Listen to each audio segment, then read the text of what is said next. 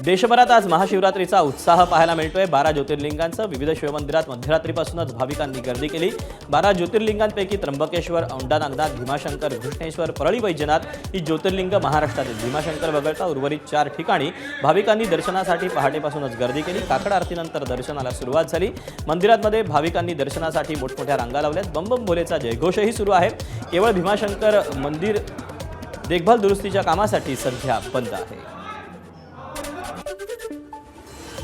दक्षिण कोकणची काशी म्हणून प्रसिद्ध असलेल्या सिंधुदुर्ग जिल्ह्यातील देवगडच्या कुणकेश्वर मंदिरात महाशिवरात्रीपासून 3 दिवस कुणकेश्वरची यात्रा सुरू झाली। या यात्रेला 7 ते 8 लाख भाविक दर्शनासाठी येतात। कुणकेश्वर मंदिर पांडवकालीन पुरातन मंदिर असून हेमाडपंथी बांधकाम असलेल्या या मंदिरात स्वयंभू पिंडी आहे। 3 दिवस असणाऱ्या यात्रेसाठी मंदिराला आकर्षक विद्युत रोषणाई करण्यात आली आणि सकाळपासूनच मंदिरात भाविकांची मोठी गर्दी झाली आहे।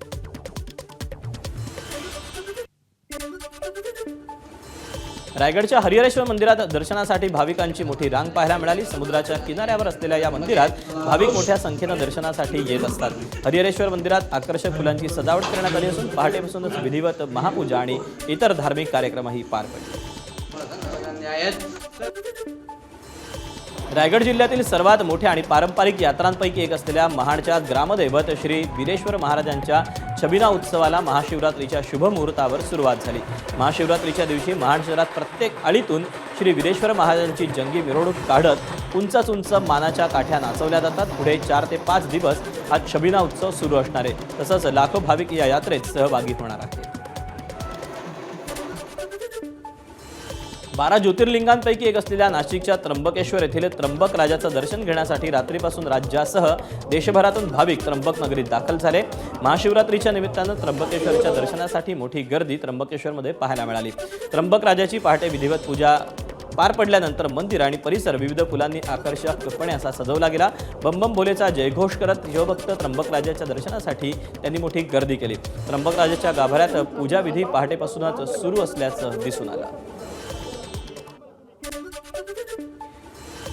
ठाण्यातील मुख्य बाजारपेठेत असणारं ग्रामदैवत कौपिनेश्वर मंदिर पहाटे 2 वाजल्यापासून भाविकांच्या गजबजतीनं फुलून गेलं होतं। मंदिराला आकर्षक फुलांची सजावट करण्यात आली असून कौपिनेश्वर महाराजांची पालखी सुद्धा उद्या निघणार आहे।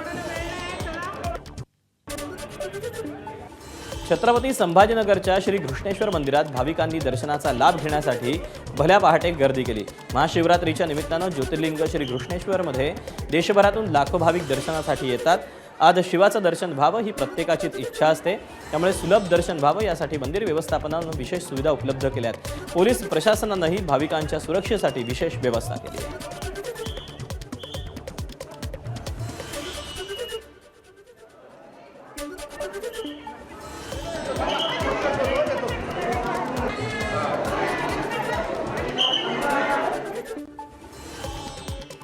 ज्योतिर्लिंग औंढा नागनाथ मंदिरातही रात्री 2 वाजल्यापासून भक्तांची तुफान गर्दी पाहायला मिळाली। मध्यरात्री प्रशासकीय पूजा झाल्यानंतर 2 वाजता भक्तांच्या दर्शनासाठी मंदिराचे दरवाजे खुले करण्यात आले। हिंगोलीचे जिल्हाधिकारी राहुल गुप्ता यांनी औंढा नागनाथ मंदिरामध्ये पूजा केली।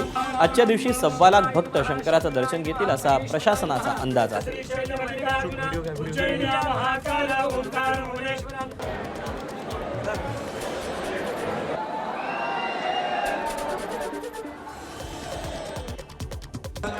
राज्यातील सर्वात मोठं शिवलिंग म्हणून चंद्रपूर शहरातील बाबूपेठ येथील शिवलिंगाची ओळख आहे।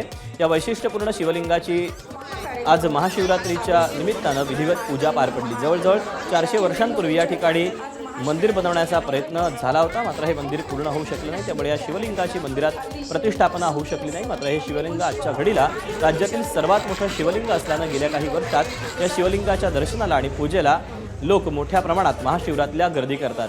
सकाळी विशेष पूजा आणि आरती करण्यात आली असून दिवसभर या ठिकाणी भाविकांच्या साठी दर्शन खुलं राहील।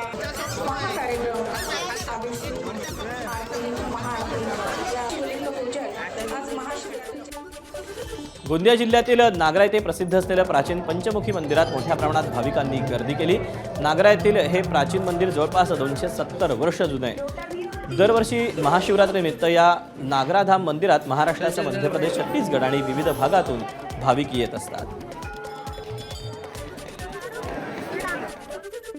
आज हम लोग अभी सुबह 5 बजे से रात के सभी जो भक्तगण है वो सभी 12 बजे से यहाँ पर आने के लिए ये हो जाते हैं, दर्शन के लिए रहते हैं।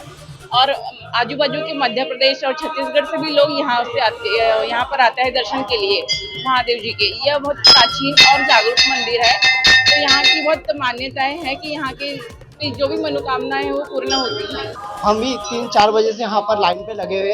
यहाँ पर छत्तीसगढ़, मध्य प्रदेश सभी क्षेत्र से यहाँ काफी प्रमाणों से भक्त लोग दर्शन करते हैं और बाहर आप देख सकते हैं काफी लाइन लगी हुई है।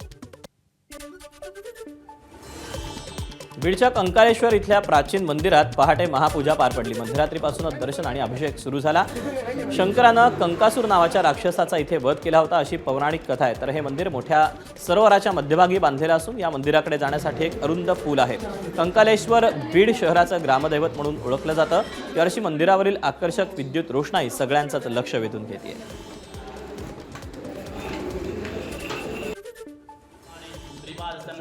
विदर्भाची काशी म्हणून ओळखल्या जाणाऱ्या गडचिरोलीतील मार्कंडादेव यात्रेला सुरुवात झाली। आमदार मिलिंद नरोटेंच्या हस्ते सपत्नीक पहाटे पूजा पार पडली। त्यानंतर मंदिर दर्शनासाठी खुलं करण्यात आलं।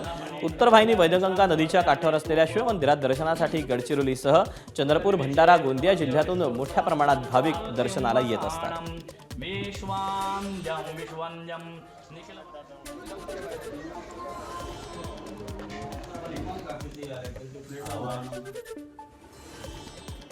लातूरचं ग्रामदैवत सिद्धेश्वर आणि रत्नेश्वर देवस्थानच्या महाशिवरात्री यात्रेला मोठ्या उत्साहात सुरुवात झाली।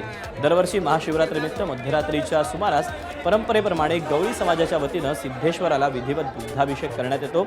या दुग्धाभिषेकानंतर यात्रेला प्रारंभ होतो। महाशिवरात्रीनिमित्त लातूर शहरासह परिसरातील शेकडो भाविकांनी मध्यरात्रीपासूनच मंदिरात दर्शनासाठी मोठी गर्दी केली होती। सिद्धेश्वर आणि रत्नेश्वर देवस्थान यात्रा महोत्सव यंदा 16 दिवस चालणार आहे। या कालावधीत देवस्थानाच्या वतीनं कृषीविषयक चर्चासत्र, पशुप्रदर्शन यासह मराठवाड्यात प्रसिद्ध असलेल्या कुस्त्यांचं आयोजन देवस्थानच्या वतीनं करण्यात आलेलं आहे।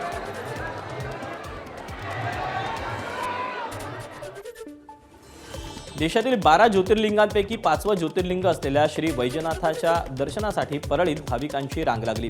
वैजनाथाच्या स्पर्श दर्शनाचं अनन्यसाधारण महत्त्व आहे। आज महाशिवरात्रीनिमित्त प्रभू वैजनाथाची अलंकारिक पूजा करण्यात आली। प्रभू वैजनाथाला विविध अलंकार परिधान करण्यात आले। वैजनाथ नगरीत आज लाखो भाविक दाखल होण्याची शक्यता आहे।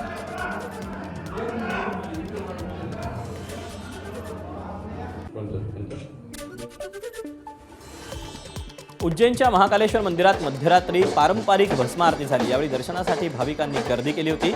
याआधी देवाला दूध, दही, मध आणि फळांचा रस यानं अभिषेक करण्यात आला।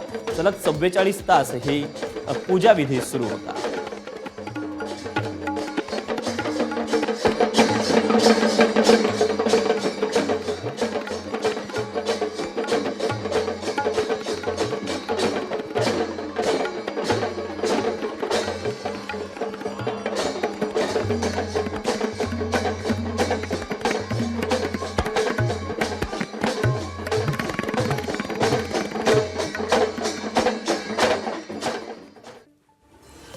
वाराणसीतील काशी विश्वनाथ मंदिरात भाविकांनी मोठी गर्दी केली। पहाटे काशी विश्वनाथ मंदिरात महापूजा पार पडली।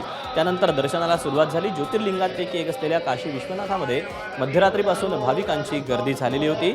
त्यानंतरच षोडशोपचार पूजा महादेवाची पार पडली।